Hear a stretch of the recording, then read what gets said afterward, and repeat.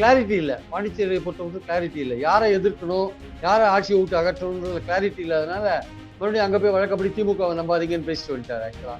அவர் வந்து என்ஆர் காங்கிரஸோட போறதா, இல்ல தனியா நிக்கிறதான்றதுல குழப்பம் இருக்கு. என்ஆர் காங்கிரஸ் பாஜக விட்டு வருமா தெரியாது. இங்க எப்படி அதிமுக, பாஜக இருக்கிற மாரி அங்க இருக்கு. அதனால என்ஆர் காங்கிரஸ் பாஜக விட்டு வருமா தெரியாது. அதனால அந்த அந்த கிளாரிட்டி இல்லாதனால யார அட்டாக் பண்றதுன்னு தெரியல அவருக்கு. அதனால வந்து அங்க இருக்கிற லோக்கல் பிரச்சனைகள் அது இதுன்னு பேசிட்டு திமுகவ நம்பாதீங்கன்னு சொல்லிட்டு வந்துட்டாரு. அது விஜயோடைய சொதப்பல் பேச்சு அது ஆக்சுவலா. பாஜக இன்னும் விஜய் வந்து சேஃபா தான் வச்சுட்டு இருக்காங்க. அவரை எந்த விமர்சனமும் பண்ணக்கூடாதுன்னு நினைக்கிறாங்க ஆக்சுவலா. எப்படி அது அதிமுகவும் வந்து பாஜக விஜய் வந்து எந்த விமர்சனமும் பண்ணக்கூடாது. காங்கிரஸும் விஜய் எந்த விமர்சனம் பண்ணாது. விஜயும் காங்கிரஸ் விமர்சனம் பண்ண மாட்டாரு. விஜய் அதிமுக விமர்சனம் பண்ண மாட்டாரு. விஜய் பாஜகவை ரொம்ப சும்மா வருடி கொடுக்குற மாதிரி பண்ணிட்டு போவாரு. அவருக்கு திமுக எதிர்ப்பு ஒன்று மட்டுமே விஜய்க்கு தெரியுது. அதையே வந்து ஒரு ஒரு பிளான் தான் அவர் பண்ணணும். ஆனா அவருக்கு என்ன நோக்கம்னா அதிமுகவுக்கு போற திமுக எதிர்ப்பு போட்டு நம்ம எடுக்கணுன்ற விஷயத்துல அவர் பண்றாரு. இப்போ நாளைக்கு அவர் பேசுறது முழுக்க முழுக்க திமுக அட்டாக்காக தான் இருக்கும். பாண்டிச்சேரியில என்ஆர் காங்கிரஸ் தான் ஆளுங்கட்சி. அதையும் எதிர்க்கல, அதையும் தீவிரமா எதிர்க்கல. அது ஆளுங்கட்சி தானே. அப்ப அங்க எங்க போச்சு உங்க கிளாரிட்டி? அது ஒழுங்கா இருக்கா? எத்தனை ஊழல் குற்றச்சாட்டு பாண்டிச்சேரி கவர்மெண்ட் மேல இருக்கு? இங்க சுத்தமா இருக்காங்க அவங்க. அதான் அதை வந்து விட்டுட்டீங்களே அந்த ஆளுங்கட்சி. அப்ப அவங்களுக்கு அங்க ஆட்சியை பிடிக்கிற நோக்கம் இல்லையா? சிபிஐ என்கொயரி இருக்குல்ல, சிபிஐ என்கொயரி வந்து 90 டேஸ்ல சார்ஜ் ஷீட் ஃபைல் பண்ணி ஆகணும். 90 டேஸ்ல சார்ஜ் ஷீட் ஃபைல் பண்ணலைன்னா வந்து எக்ஸ்டென்ஷன் கேட்கலாம். ஒன்றும் பெரிய விஷயம் கிடையாது. கோர்ட்டில் வந்து ஒரு இதை பற்றி இன்னும் இன்வெஸ்டிகேஷன் போயிட்டு இருக்குன்னு கேட்கலாம். அது ஒன்றும் ப்ராப்ளம் கிடையாது. எந்த சார்ஜ் ஷீட் நீங்கள் எத்தனை தடவை ஃபைல் பண்ணாலுமே ட்ரையல் ஆரம்பிக்கிறதுக்கு முன்னாடி, நீங்கள் ஃபைனல் சார்ஜ் ஷீட் ஃபைல் பண்ணுறதுக்கு முன்னாடி விஜயை என்கொயரி பண்ணாத எந்த சார்ஜ் ஷீட் ஃபைல் பண்ணாலும் அது வெத்து வெட்டு. அது வந்து ஏமாத்து வேலை. கண்டிப்பாக இபிஎஸ் எல்லாம் பற்றி அவர் பேசவே மாட்டார் விஜய். விஜய் பெரும்பாலும் வந்து அதிமுக பற்றியே பேசுறது ரொம்ப குறைவாக இருக்கும். அவங்க தான் அதிமுக தான் வந்து தாவேக்கா எப்படியாவது கூட்டணிக்கு வந்துடும் அப்படியே ஒரு மாதிரி மெதப்பிலேயே இருந்தாங்க. அந்த மெதப்புக்கு வந்து ஒரு முற்றுப்புள்ளி வச்சுட்டாங்க. யாரு? தாவேக்கா மாவட்ட செயலாளர் கூட்டத்திலையும் வச்சுட்டாங்க, அவங்க புதுக்குழுலையும் வச்சுட்டாங்க, 2 இடத்துலையும் அவங்க வச்சுட்டாங்க. அதிமுகலேருந்து பல பேர் அங்கே சேர்றதுக்கான வாய்ப்புகளும் இருக்கு.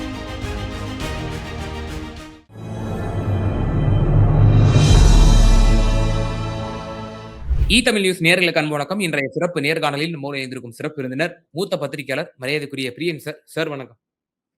வணக்கம் சார். சார், நாளைய தினம் திரு விஜய் அவர்கள் தன்னுடைய இந்த ஈரோடு பயணம் வந்து மேற்கொள்ள இருக்கிறார். இது வந்து ரொம்ப பிரம்மாண்டமான ஒரு ஏற்பாடுகள் எல்லாம் செய்யப்பட்டு வருகிறது. பல முன்னெடுப்புகள் எடுக்கப்படுகிறது. கரூர் மாதிரி ஆயிடக்கூடாது அப்படின்ற ஒரு முனைப்போடு எந்த ஒரு அசம்பாவிதம் நடந்துடக்கூடாதுன்னு சொல்லி செங்கோட்டையன் அவர்கள் மும்முரமா செய்யறாரு. மற்றொரு விவகாரமும் பேசப்படுகிறது. வரக்கூடிய 27ஆம் தேதி சார்ஜ் ஷீட் போட வேண்டிய ஒரு கட்டாயம் இருக்கிறது சிபிஐக்கு. எக்ஸ்டென்ஷன் கேட்பாங்கன்னும் சொல்லப்படுது. அப்படி சார்ஜ் ஷீட் போடும் பட்சத்தில் அதற்கு முன்னதாக விஜய் அவர்களை விசாரணை வளையத்திற்குள் சிபிஐ கொண்டு வரும். குறிப்பாக கரூரிலேயே கொண்டு வரும். இந்த மீட்டிங் முடிஞ்ச மறுநாளே கூட விசாரணை செய்யலாம் என்றெல்லாம் கருதப்படுகிறது. சோ இந்த மீட்டிங் எப்படி சார் பார்க்குறீங்க? இல்ல, அதாவது இந்த மீட்டிங் வந்து பாத்தீங்கன்னா, கரூர் சம்பவத்துக்கு அப்புறம் வந்து அவர் வந்து ஒரு குளோஸ்டு டோர் காஞ்சிபுரம் டிஸ்ட்ரிக்ட்ல ஒரு உள்ளரங்க கூட்டத்துல அவர் பேசினாரு. அதுக்கப்புறம் வந்து பாத்தீங்கன்னா வந்து உங்க பாண்டிச்சேரியில பேசினாரு. பாண்டிச்சேரியில பேசினதுக்கு அப்புறம் இப்போ ஈரோடுல பேசுறாரு. அந்த உள்ளரங்க கூட்டம் வந்து ஒரு ஒழுங்கா ஆர்கனைஸ் பண்ணாங்க. அது வந்து ஈஸியாவும் ஆர்கனைஸ் பண்ணலாம் உள்ளரங்க கூட்டத்தை. அது ஒன்றும் பெரிய பிரச்சனை இல்லை. கியூஆர் கோட் அது இதுன்னாங்க. பாண்டிச்சேரி கூட்டத்தையும் வந்து அந்த போலீஸ் லோக்கல் போலீஸ் ஒழுங்கா ஆர்கனைஸ் பண்ணாங்க. அந்த ஈஷா சிங் இந்த போலீஸ் அதிகாரி நல்லா பண்ணினாங்க அவங்க. அது ஒரு பக்கம் போச்சு. ஆனா அங்க பேசின விஜய் வந்து பேச்சு சொதப்பலங்க. விஜய் பேச்சு வந்து சொதப்பலான பேச்சு பாண்டிச்சேரியில. ஏன்னா அவருக்கு கிளாரிட்டி இல்ல. பாண்டிச்சேரியை பொறுத்தவரைக்கும் கிளாரிட்டி இல்ல. யாரை எதிர்க்கணும், யாரை ஆட்சியை விட்டு அகற்றணும்ன்றதுல கிளாரிட்டி இல்லாதனால மறுபடியும் அங்க போய் வழக்கப்படி திமுகவை நம்பாதீங்கன்னு பேசிட்டு வந்துட்டாரு ஆக்சுவலா. அவர் வந்து என்ஆர் காங்கிரஸோட போறதா, இல்ல தனியா நிக்கிறதான்றதுல குழப்பம் இருக்கு. என்ஆர் காங்கிரஸ் பாஜக விட்டு வருமா தெரியாது. இங்க எப்படி அதிமுக, பாஜக இருக்கிற மாதிரி அங்க இருக்கு. அதனால என்ஆர் காங்கிரஸ் பாஜக விட்டு வருமா தெரியாது. அதனால அந்த அந்த கிளாரிட்டி இல்லாதனால யார அட்டாக் பண்றதுன்னு தெரியல அவருக்கு. அதனால வந்து அங்க இருக்கிற லோக்கல் பிரச்சனைகள் அது இதுன்னு பேசிட்டு திமுகவை நம்பாதீங்கன்னு சொல்லிட்டு வந்துட்டாரு. அது விஜயோடைய சொதப்பல் பேச்சு அது ஆக்சுவலா. அது வந்து அப்படிதான் நம்ம பார்க்கணும். புதுவை பேச்சு, சொதப்பல் பேச்சு விஜய். இப்ப அடுத்தது இங்க போயிருக்காரு. இப்ப இதுக்கு போறாரு. இதுக்கு போற உடனே இதுல வந்து நிறைய எதிர்பார்ப்பேன். வழக்கப்படி 15 நிமிஷத்துக்கு மேல அவர் பேச போறதில்ல. 15 நிமிஷத்துக்கு மேல பேச போறதில்ல. எங்கேயுமே 15 நிமிஷத்துக்கு மேல அவர் பேச மாட்டார். ஆனா பேசுறதுல வந்து மறுபடியும் என்ன சொல்லுவார்? இங்க என்ன பேசுவார்னா, போட்டி யாருக்கு? திமுகவுக்கும், தமாகவுக்கும். திமுக, தமாக. அதுதான் இங்கேயும் பேச போறாரு. வேற சந்தேகம் கிடையாது. இங்கேயும் வந்து அவர் வந்து அதிமுகவை எதிர்த்து எதுவுமே பேச மாட்டாரு. அப்படியே சைலண்டா போவாரு. எம்ஜிஆரை புகழ்ந்து பேசுவாரு. அதே சமயம் வந்து பாத்தீங்கன்னா வந்து திருப்பரங்குன்றத்தை பத்தி பேசாதே போனாலும் ஆச்சரியப்படுத்துக்கல. ஓ! அப்படியே பேசினாருன்னா திமுகவை குறை சொல்லுவார். திமுக கவர்மெண்ட் வந்து அது சொதப்பிடுச்சு அப்படின்னு குறை சொல்லுவாரே தவிர, திருப்பரங்குன்றத்தை பேசாத போறதுக்கான வாய்ப்பு இருக்கு. நேத்து கூட அண்ணாமலை கேட்டிருக்காரு, ஏன் விஜய் வாய மூடிட்டு இருக்காரு திருப்பரங்குன்றம் விஷயத்துலன்ட்டு. ஆனா அதை பத்தி அவர் பேசுறதுக்கான வாய்ப்பே இல்லைன்னு தான் நான் நினைக்கிறேன். பேசினா திமுக மேல குற்றஞ்சாட்டி தான் பேசுவார். அதுதான் அவர் பண்ணக்கூடிய ஒரே விஷயமா இருக்கும். இந்த கூட்டம் செங்கோட்டையன் வந்து ஒரு ஆர்கனைசரா இருந்து நடத்துறதுனால நல்லபடியா நடத்துவாருன்னு என்னோட அபிப்பிராயம். கூட்டமும் அவங்க எதிர்பார்க்குற மாதிரி 35,000 பேருக்கு தான் பர்மிஷன் குடுத்துருக்காங்க. அதுக்கு மேலயும் வரலாம், குறைவாவும் வரலாம் சொல்ல முடியாது. அது 30,000 பேர் திரண்டாலே அது ஒரு பெரிய கூட்டமா தான் நான் பார்க்குறேன். ஸோ அதனால விஜய பொறுத்த மட்டும் அவருக்கு அந்த கூட்டம்ன்றது இருக்குன்றதுல சந்தேகம் கிடையாது. அந்த கூட்டம் ஓட் ஆகுமான்றது தான் நம்ம கேள்வியா இருக்கு. ஒரு ரசிகர்ன்றவன் வந்து பல பல கட்சியை சேர்ந்தவன் ரசிகனா இருப்பான். இவர் விஜய் கட்சி ஆரம்பிச்சாருன்றதுக்காக அதுக்கு ஓட்டு போடுவார்ன்றது ஒரு கேள்விக்குறியான விஷயம். 2வது அவருடைய பல ரசிகர்கள் ஓட்டுரிமை பெற வயசு வந்தாங்களா இல்லையான்றது அது வேற விஷயம். சமீபத்துல இன்னைக்கு ஒருத்தர் சொன்னாரு. அதாவது ஊர்ல நாகப்பட்டினத்துல ஒரு 16 வயசு பையன் கையில நோட் எடுத்துன்னு வீடு வீடா போயிட்டு இருக்கானாம். என்னன்னா அது தாவேகா மெம்பர்ஷிப் கேம்பெயினுக்காக போயிட்டு இருக்கேன். அவனுக்கு ஓட்டே இல்லையா அவனுக்கு. அவர் சொன்னாரு, சார் எங்க ஊர்ல 16 வயசு பையன் ஒருத்தன் நோட் எடுத்துட்டு போயிட்டு இருக்கான் சார். என்னன்னு கேட்டா தாவேகா மெம்பர்ஷிப் சேர்க்கிறேன் சார். தலைமை உத்தரவிட்டு விட்டது அப்படின்னு சொல்றாரு சார். அவருக்கே ஓட்டு இல்லை சார். அவர் போயிட்டு இருக்காரு அப்படின்னு சொல்றான். அவ அது உண்மையா கூட இருக்கக்கூடும். ஏன்னா அவர் அந்த ஊருக்காரர் அவர் சொல்றாரு அவரு. அது மாதிரி நிறைய ஊர்ல அது மாதிரி இருக்கலாம். இப்போ அவருக்கு ஓட்டுரிமை உள்ளவங்க எவ்வளவு பேர் இருக்காங்க? எவ்வளவு பேர் ஓட்டு போடுவாங்க? அவங்க பல்வேறு கட்சிகள்ல வந்து அவங்க இருந்திருக்கலாம். அவங்க அப்படிலாம் ஓட்டு போடுவாங்களா? மாட்டாங்களா? முதலியா ஓட்டு போடுறவங்க, இல்ல ஒரு 20 வயசுலேருந்து 40 வயசுக்குள்ள இருக்கிறவங்கலாம் ஒரு 1,50,00,000 பேர் இருக்காங்கன்னா, அவங்க எத்தன பேர் அவருக்கு ஓட்டு போடுவாங்க? எல்லாமே ஒட்டுமொத்த இளைஞர்கள், ஒட்டுமொத்த பெண்கள் எல்லாம் அவருக்கு தான் ஓட்டு போடுவாங்கன்னு ஒரு ஒரு கோஷம் வந்து கிளம்பி போயிட்டே இருக்கு. அந்த கோஷம் வந்து ஒரு வெத்து கோஷமான்னு நான் நினைக்கிறேன் ஆக்சுவலா. ஏன்னா, எல்லா பெண்களும், எல்லா எல்லா இளம் பெண்களும், எல்லா இளம் வாலிபர்களும் வந்து விஜய்க்கு தான் ஓட்டு போடுவாங்கன்னு எப்படி சொல்ல முடியும்? அப்போ அப்போ உதயநிதிக்கு வந்து 1,00,000 பேர் திரண்டாங்களே, அவங்க யார் அவங்க? அவங்களும் இளைஞர்கள் தானே திரண்டாங்க. அதனால எல்லா கட்சியிலும் இருப்பாங்க. இன்னைக்கு இளைஞர்கள் இல்லாத ஒரே கட்சி எது தெரியுமா? அதிமுக தான். அங்க சராசரி வயசு 55 எல்லாருக்கும். சராசரி வயசு 55 அங்க. இளைஞர்களே இல்லாத ஒரு கட்சி அதிமுக.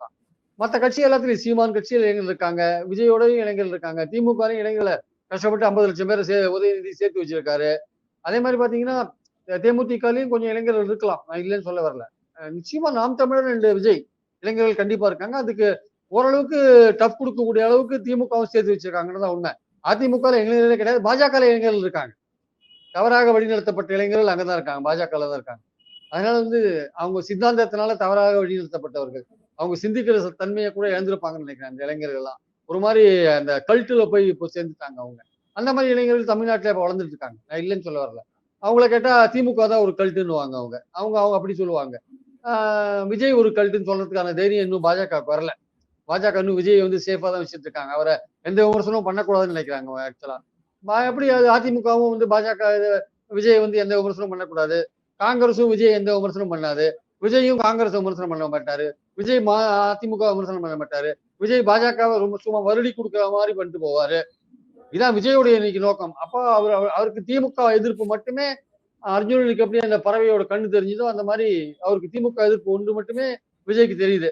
அதையும் வந்து ஒரு ஒரு பிளான்டா பண்ணணும். ஆனா அவருக்கு என்ன நோக்கம்னா அதிமுகவுக்கு போற திமுக எதிர்ப்பு ஓட்ட நம்ம எடுக்கணும்ன்ற விஷயத்துல அவர் பண்றாரு.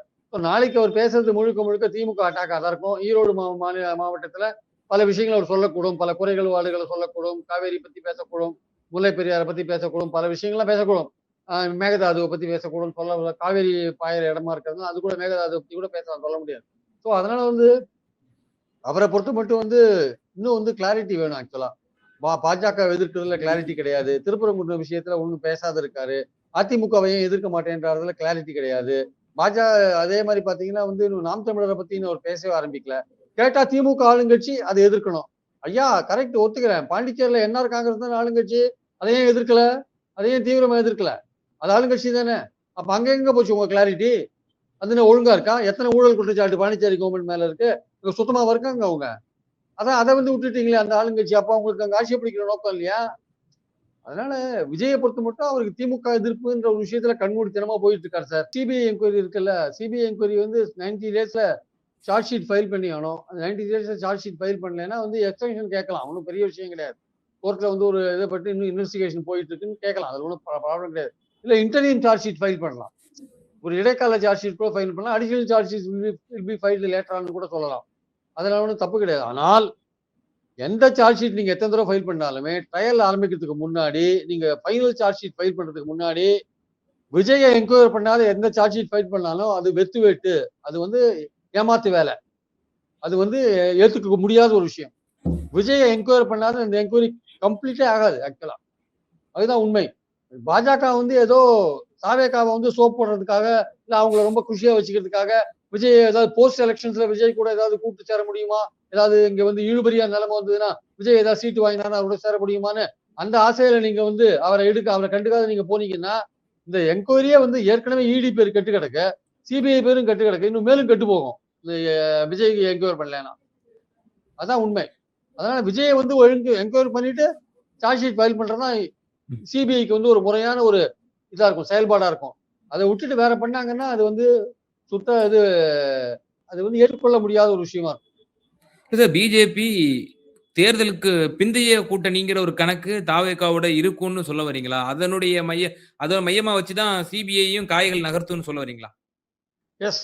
அவங்க எதிர்பார்க்கிறாங்க. இழுபறியா ஒரு அமைச்சரவை இழுபறி ரிசல்ட்ஸ் வரும்னு எதிர்பார்க்கிறாங்க. ஓ! திமுகவ கேட்டா அவங்க நாங்க 200, 150 மெஜாரிட்டி வருவோம்னு சொல்லலாம். ஆனா பாஜகவுடைய கண்ணோட்டம் எப்படி இருக்குன்னா, இழுபறி நிலைமை வரும். ஆனா அதிமுகவும் இதான் கணக்கு போடுறாங்க. இழுபறி நிலை வந்தா தாவேகாவுடைய சப்போர்ட்ட கேட்கலாம். ஒரு 10ஓ, 5ஓ, 8ஓ அவரு வாங்கினாருன்னா, சப்போர்ட் கேட்கலாம் இல்லையா? நம்ம எதுக்கு பகச்சிக்கணும் அனாவசியமா? அப்படின்னு அவங்க நினைக்கிறாங்க ஆக்சுவலா. அதனால போஸ்ட் எலக்ஷன் கணக்கும் இதுல இப்போ வந்திருக்கு இப்ப ஆக்சுவலா. ம்.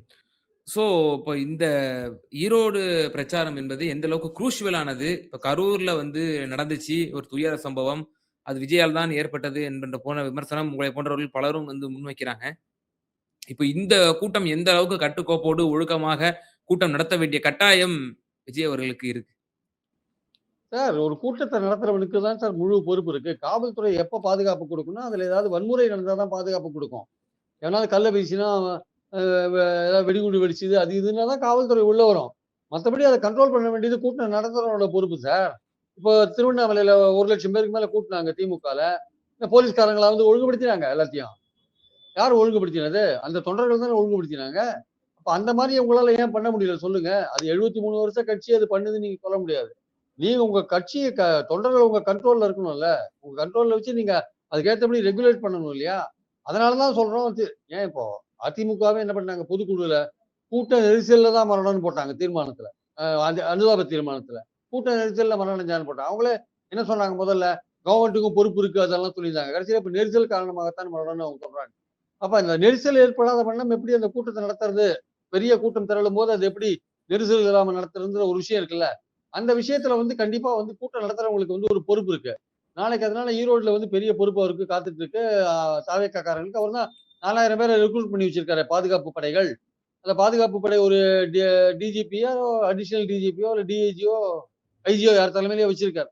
அந்த பாதுகாப்பு படை வந்து வேலை செய்யணும். அந்த பாதுகாப்பு படை ஒழுங்கா வேலை செஞ்சதுன்னா, அ எல்லாரையும் ரெகுலேட் பண்ணி கரெக்ட்டா விட்டாங்கன்னா ஒண்ணும் பிரச்சனை கிடையாது. ஆ இல்ல வந்து ஏதாவது பிரச்சனை வந்ததுன்னா வந்து, அது மறுபடியும் விஜய்க்கு வந்து ஒரு கெட்ட பெயர உண்டாக்கும். அதனால அவர் தான் ரொம்ப கேர்ஃபுல்லா இருக்க வேண்டிய அவசியம் இருக்கு ஆக்சுவலா.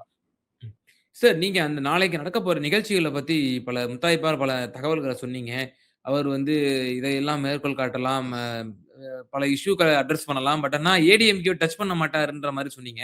இது செங்கோட்டையன் அவர்கள் முழுக்க முழுக்க அவர் தான் வந்து அரேஞ்ச் பண்ணியிருக்காரு. இபிஎஸ் கோபிச்செட்டிப்பாளையத்திற்கு வந்து கடுமையான சவால் விட்டாரு. கடுமையான சாடல் செய்தாரு திரு செங்கோட்டையன் அவர்கள் மீது. அப்படி செஞ்சுட்டு போன இபிஎஸ்ஸ விஜய வச்சு எடப்பாடிய வந்து டேமேஜ் பண்றதுக்கு வந்து செங்கோட்டையன் ஆயத்தம் செய்ய மாட்டாருன்னு நீங்க எப்படி சொல்றீங்க? கண்டிப்பாக இபிஎஸ் எல்லாம் பத்தி அவர் பேசவே மாட்டார் விஜய். விஜய் பெரும்பாலும் வந்து அதிமுக பத்தியே பேசுறது ரொம்ப குறைவா இருக்கும். மிஞ்சி போனா என்ன பண்ணுவாரு, ஏற்கனவே அவர் 2 விஷயம் தான் சார் பேசியிருக்காரு அதிமுகவ பத்தி. அதாவது பாஜக வந்து ஊழல் கூட்டணி சேர்ந்திருக்குன்னு அதிமுகவ இன்டைரக்ட்டா அட்டாக் பண்ணாரு. இன்னொரு இடத்துல பேசும்போது எம்ஜிஆர் ஆரம்பிச்ச கட்சி இப்ப இன்னைக்கு நிலைமைய பார்த்தீங்களான்ற மாரி ஒரு இடத்துல சொன்னாரு. இது 2 தவிர வந்து அவர் வந்து அதிமுகவ பத்தி ரொம்ப பெருசாவும் எதுவும் அட்டாக் பண்ணல. அவங்க தான் அதிமுக தான் வந்து தாவேக்கா எப்படியாவது கூட்டணிக்கு வந்துரும்னு அப்படியே ஒரு மாரி மெதப்பிலேயே இருந்தாங்க. அந்த மெதப்புக்கு வந்து ஒரு முற்றுப்புள்ளி வச்சுட்டாங்க யாரு? தாவேக்கா. மாவட்ட செயலாளர் கூட்டத்திலயும் வச்சுட்டாங்க. அவங்க பொதுக்குழுலயும் வச்சுட்டாங்க. 2 இடத்துலயும் அவங்க வச்சுட்டாங்க. அதனால இவங்களுக்கு தான் இப்போ வந்து இவங்க தொண்டர்கள் தான் ரொம்ப சோர்வடைஞ்சு கிடக்குறாங்க. அதிமுக தொண்டர்கள். அந்த சோர்வடைஞ்ச தொண்டர்கள இழுக்கிறதுக்காக தான் என்ன பண்றாரு, செங்கோட்டையன் போன்றவர்கள வந்து பயன்படுத்துறாங்க. அது மட்டும் இல்ல அவங்க என்ன நினைக்கிறாங்க, அதிமுகவ அட்டாக் பண்ணாத இருக்கிறது மூலமாக திமுக அட்டாக்க இன்னும் மேலும் தீவிரப்படுத்துறது மூலமாக நம்ம தான் ஜெயிப்போம், திமுக வைத்து நம்ம தான் ஜெயிப்போம்னு இம்ப்ரெஷன் கொடுத்தா அதிமுகவில் இருக்கிற அந்த தொண்டர்கள் ஓட்ட கூட வாங்கலாம்னு நினைக்கிறாங்க ஆக்சுவலா. ஸோ இது அதிமுகவுக்கு போட்டா திமுகவை தோற்கடிக்க முடியுமான்னு தெரியாது, ஸோ தாவேக்காக்கு போடலாமா அப்படின்னு அந்த மாதிரி எண்ணத்தை தோற்றுவிக்கிற அளவுக்கு திமுக அட்டாக்கை வந்து மேலும் மேலும் மேலும் ரொம்ப தீவிரப்படுத்தி கொண்டு போறதுதான் அவர் விஜய் விரும்புவார். அது வந்து பாஜகவை குஷிப்படுத்துற ஒரு விஷயம் தானே. திமுக எதிர்ப்பை தீவிரப்படுத்தினா பாஜகவுக்கும் குஷி தானே. அதனால பாஜகவும் அதை சந்தோஷமா பார்ப்பாங்க திமுக அட்டாக்கை வந்து. அதனால வந்து பாயிண்ட் என்னன்னா வந்து அவங்க சிபிஐ வச்சு என்ன பண்ண போறாங்கன்றது வேற விஷயம். சிபிஐ வச்சு அவங்க ஒழுங்கா விஜயை வந்து என்கொயரி பண்ணலைன்னா அது நிச்சயமா அது வந்து ஒரு கண்டனத்துக்குரிய ஒரு விஷயமா தான் இருக்கு நான் பாக்குறேன். ஆனால் அதே சமயம் பாத்தீங்கன்னா வந்து விஜயை பொறுத்த மட்டும் வந்து திமுக அட்டாக் மட்டுமல்ல, நாளைக்கு வந்து ஒரு அதிமுகல இருந்து பல பேர் அங்க சேர்றதுக்கான வாய்ப்புகளும் இருக்கு. ஓ! ஜேசிடி நாளைக்கு. பிரபாகரன் போன்றவர்கள் சேர்றதுக்கான ஓ! வாய்ப்புகள் இருக்கு. ஓகே. ஜேசிடி பிரபாகரன் அங்க சேருவார்ன்ற ஒரு விஷயத்த சொல்றாங்க ஆக்சுவலா. அதே மாதிரி வந்து இப்போ தற்சமயம் ஓபிஎஸ் குரூப்ல அதிருப்தியா இருக்கிற வைத்தியலிங்கம் போன்றவர்களை பத்தி கூட சொல்றாங்க ஆக்சுவலா. அவரை பத்தியும் வதந்திகள் இருக்கிறத நம்ம பாக்குறோம் நம்ம. அதே மாதிரி இன்னும் முன்னாள் மந்திரிகள், அதிமுக மந்திரிகள் அவங்கள பத்தின வதந்திகள்லாம் பலது ஓடிட்டு இருக்கிறத நம்ம பாக்குறோம். அதாவது முக்கியமா இருக்கிற சில மந்திரிகள் தவிர பழைய அதிமுக மந்திரிகள் கொஞ்சம் ரொம்ப பாப்புலரா இல்லாதவங்க, அப்புறம் அந்த அதிமுகல இருக்கிற இடைநிலை அந்த ஒன்றிய அளவுல இருக்கிறவங்க, இந்த மாதிரி ஆட்கள்லாம் பல பேர் வந்து நாளைக்கு சேர்றதுக்கான வாய்ப்புகள் இருக்குன்னு கூட சொல்றாங்க. பட் எவ்வளவு தூரம் அது உண்மைன்னு தெரியாது. பட் அதுக்கான அது ஒரு இது பரவலா ஒரு வதந்திகள் போயிட்டு இருக்கிறத நம்ம பாக்குறோம். அதனால நாளைக்கு வந்து அவர் அவர் கரெக்டான டயத்துக்கு கூட்டத்துக்கு வந்துருவாரு. ஏன்னா அவருக்கு கரூர் அனுபவம் இருக்கு. அதுக்கப்புறம் வந்து அவர் வந்து திமுக அட்டாக்க வந்து தீவிரப்படுத்துவாரு. பாஜகவை பத்தி ரொம்ப மைல்டா அட்டாக் பண்ணிட்டு விடுவாரு. சென்ட்ரல் பாலிசியை பத்தி அட்டாக் பண்ணுவாரு. திருப்பரங்குன்றத்தை பத்தி லேசா திமுகவை டச் பண்ணி அட்டாக் பண்றதுக்கான வாய்ப்புகள் இருக்கு. அதை பத்தி ரொம்ப கண்டுக்கவும் மாட்டாரு. இந்த மாதிரி எல்லாம் அவருடைய ஸ்ட்ராட்டஜி இருக்குன்றது என்னுடைய கருத்து. எம்ஜிஆரை பத்தி புகழ்ந்து பேசுவாரு. ஜெயலலிதா பத்தி கண்டுக்க மாட்டாரு என்பது என்னுடைய கருத்து.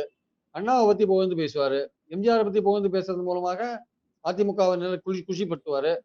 அதே மாதிரி பாத்தீங்கன்னா அதிமுகவை பத்தி ரொம்ப பேசாத இருக்கிறது மூலமாக கொஞ்சம் ஓரளவுக்கு அந்த சைட்ல இருந்து நமக்கு ஏதாவது ஓட்டு வருமான்னு ஒரு விஷயத்துல ட்ரை பண்ணி பார்ப்பாரு. இதான் அவருடைய ஸ்ட்ராட்டஜியா இருக்குன்றது என்னுடைய கருத்து. ஆனா அது கீழே இருக்கிற ஆதவ அர்ஜுனா போன்றவர்கள் ஆஹ், விஜயோட ரொம்ப தீவிரமா திமுக அட்டாக்ல இறங்குவாங்க. ரொம்ப கனாபின்னான்னு இறங்குவாங்க. கண்டிஷன்லாம் நிறைய போட்டாங்க. கிட்டத்தட்ட 84 நிபந்தனைகள் போட்டிருக்காங்கன்னு சொல்றாங்க. அவ்வளவு நிபந்தனைகளும் அவர் கடைபிடிப்பாரா மாட்டாருன்னு நமக்கு தெரியாது. ஆனா அதெல்லாம் வந்து பாண்டிச்சேரியில வந்து கண்டிஷன்ஸ் போட்டா அந்த போலீஸ் பிரமாதமா பண்ணுது. தமிழ்நாட்டுல கண்டிஷன் போட்டா எங்க கூட்டத்தை முடக்குறாங்க. இதுதான் விஜயோடைய பாலிசி. இதான் விஜயோட பாலிசி. தமிழ்நாட்டுல கண்டிஷன் போட்டா அவர் கட்சியை முடக்குறாங்க. பாண்டிச்சேரியில கண்டிஷன் போட்டா சூப்பரண்டா போலீஸ் வந்து கடுகடுன்னு இது பண்ணி விட்டா, திட்டி விட்டா அதெல்லாம் பிரமாதம் பிரமாதம். பாண்டிச்சேரி பிரமாதம். ஆனா தமிழ்நாடு போலீஸ் மட்டும் மோசம், ரொம்ப மோசம். இதுதான் வந்து அவங்களுடைய கண்மூடித்தனமான ஒரு பார்வை. விஜயுடைய கண்மூடித்தனமான பார்வை. ஒரு நேர்மையான பார்வையா இல்ல. நேர்மையான பார்வையாவும், நேர்கொண்ட பார்வையாவும் இல்ல அது ஆக்சுவலா. சார் எனக்கு இறுதியான ஒரே ஒரு கேள்வி இந்த விவகாரத்துல. இப்போ கொங்கு மண்டலத்துல வீக் பண்ணணும் இபிஎஸ்ஸ அங்க தான் வந்து ஸ்ட்ராங்கா இருக்காரு ஏடிஎம்கே. இந்த ம இ திரு செங்கோட்டையன் அவர்களுடைய எண்ணம் அதுவாகத்தான் இருக்கும். இனி ஃபுல் ஃபிளெட்ஜா கொங்கு மண்டலத்துல எப்படியாவது வோட் பேங்க வந்து உடைச்சு நம்ம தாவேகா பக்கம் கொண்டு வரணும் அப்படிங்கிற ஒரு நோக்கோடு செயல்படுவாங்கன்னு சொல்றாங்களே, இது சாத்தியமா? இது ரொம்ப கஷ்டம் சார். ஏன்னா அதிமுக, பாஜக கொங்கு மண்டலத்துல 2 பேருமே ஸ்ட்ராங்கா இருக்காங்க. அதனால திமுகவும் செந்தில் பாலாஜி தலைமையில அவங்களும் ஒரு ஸ்ட்ராங்கான வோட் பேங்க் உருவாக்கிட்டு இருக்காங்க. அதுக்கு நடுவுல இவர் பூந்து எவ்வளோ பண்ணுவார் தெரியாது. இவர் எது பண்ணாலுமே ஸ்பாயிலரா தான் இருப்பாரே தவிர வின் பண்ண மாட்டார். ஸ்பாயில் பண்ணுவார். ம். எய்தர் டிஎம்கே ஆர் ஏடிஎம்கே உடைய வெற்றியை ஸ்பாயில் பண்ணுவார். பல ஓ! தொகுதிகள்ல 2 பேர் வெற்றியும் ஸ்பாயில் பண்ணுவார். அதுல சந்தேகமே கிடையாது. அவர் வின் பண்றது வாய்ப்புகள் ரொம்ப ரொம்ப குறைவு. தாவேகா வின் பண்ற வாய்ப்புகள் குறைவு. அவர் ஸ்பாயில் பண்ற தொகுதிகள் அதிகமா இருக்கும். அதுதான் உண்மையான விஷயம். அது கொங்கு மண்டலத்துல கண்டிப்பாக வந்து அதிமுக, பாஜக கூட்டணிய வந்து நீங்க போன வாட்டி அவங்க வந்து 10 இடங்கள்லயும் வின் பண்ணத நம்ம பார்த்தோம் நம்ம. இந்த கோயம்புத்தூர்ல. வாட்டி வந்து அவங்க ஆமா, ஆமா. இந்த வாட்டி கோயம்புத்தூர்ல. இந்த வாட்டி பார்த்தீங்கன்னா, செந்தில் பாலாஜி கொஞ்சம் அங்க இருக்கிறதுனால திமுக டஃப் குடுக்கறதுக்கான வாய்ப்புகள் இருக்கு.